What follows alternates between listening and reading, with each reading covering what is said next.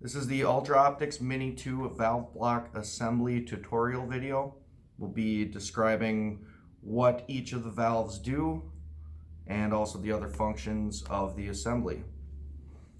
So to start off with, this is the completed assembly for the Mini2. It is located on the left side of the machine, mounted to the left side panel underneath the left side cover. When you remove the thumb screws from the left side cover and pull it off to the side, this is what you'll be looking at. We'll start off with the top valve. This is going to control your vacuum. The way this works is when air is fed through this elbow at all times. When the valve is activated, what happens is it opens and pushes air through the valve and up through your vacuum transducer. When your vacuum is active, it will be blowing air this way. The airflow will generate vacuum through this fitting. The tubing coming from here will eventually land at your vacuum chuck assembly.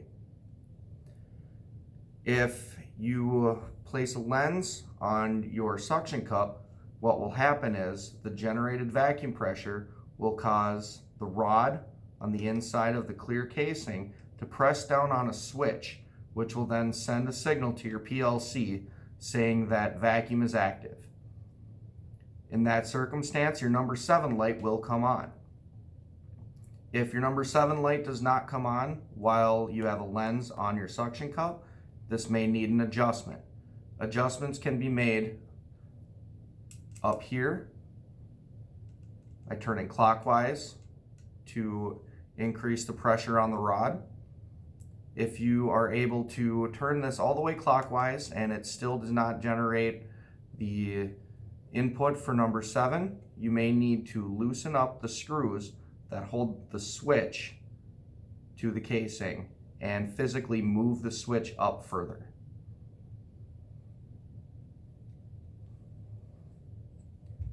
The second valve is for your air jet. So when this valve is energized, it'll allow air to flow through this fitting, which will go to eventually land at your air jet. If you would like to increase or decrease the flow of air to dry the lens, you will use this flow control. Clockwise will decrease the amount of air. Counterclockwise will increase the amount of air. When you reach your desired airflow, spin the jam nut and secure it. The middle valve, third one down, will be for your swing arm left and right positions. That's your back and forth motion. When it's energized, it will send your arm over the coating bowl. When it's de-energized, it'll sit idle over your wash bowl. The fourth one is for your wash pump,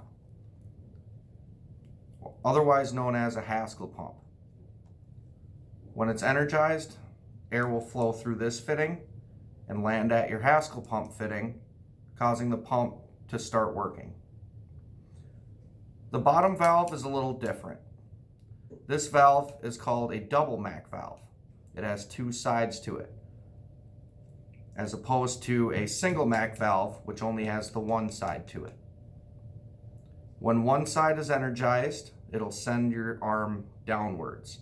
When the other side is energized, it will send it upwards. Your air lines will come from here and land at your lift cylinder.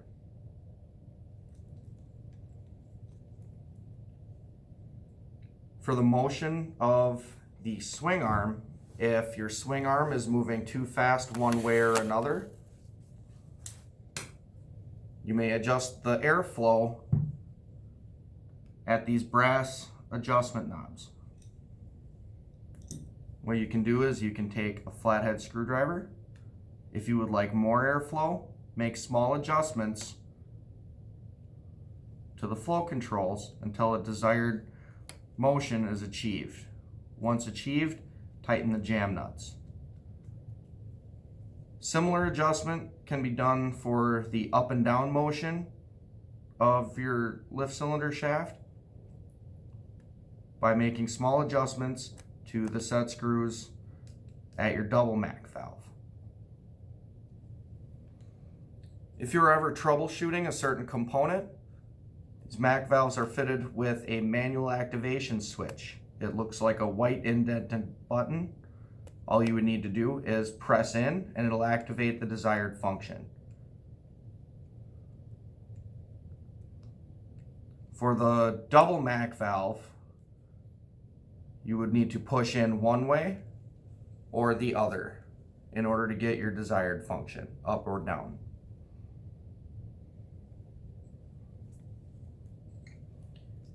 If you ever suspect a valve is sticking or needs to be replaced, these valves are able to be ordered individually. The single Mac valves being Mini2 single Mac valves, or the double Mac valve being the Mini2 double Mac valve. To replace, you want to take a screwdriver, and we're going to remove the double Mac valve for an example. Use your screwdriver to disconnect the electrical connector from the valve.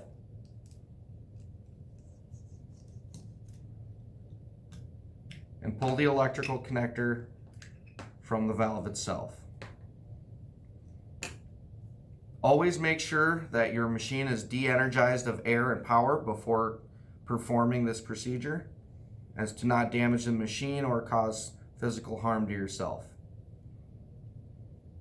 Once these are removed, you can use a 2.5 millimeter Allen wrench to unscrew the two center screws from the blue Mac valve body. Once loosened, the valve will come free from the valve block itself. Please take note that there will be a gasket underneath. Make sure you remove it if you're replacing it. Make sure you don't lose it if you intend to put the original valve back on. Check the surface area for debris. Don't want any debris over this surface area at all to create a good seal when you reinstall the valve. If you intend on cleaning your valve, you may look inside the ports. One common thing you may see is oil or grease, which may come through your air line. In that case, it may be time to replace your air dryer filter packs and inspect for any damage from compressor oil. What you can do to clean this is get in here, scrape out any debris with a screwdriver or a paper clip, rinse with IPA, repeat. It also helps to press in both sides to make sure the valve is opening both ways to get every port in this valve cleaned out. You may also take compressed air to clean out the alcohol and debris and also dry the part. When you're satisfied, replace your gasket in the same way that it was. Make sure it seats properly into the groove.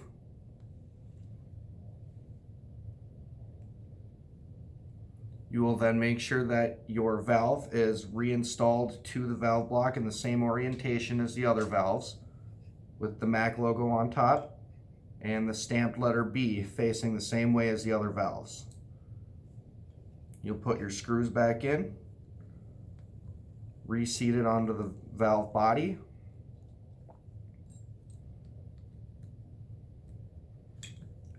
retighten the screws, making sure they are snug so that the gasket gets a good seat. If your electrical connector gaskets fell off, replace those. And reconnect your electrical connectors. Do not over tighten, as you may damage the valve.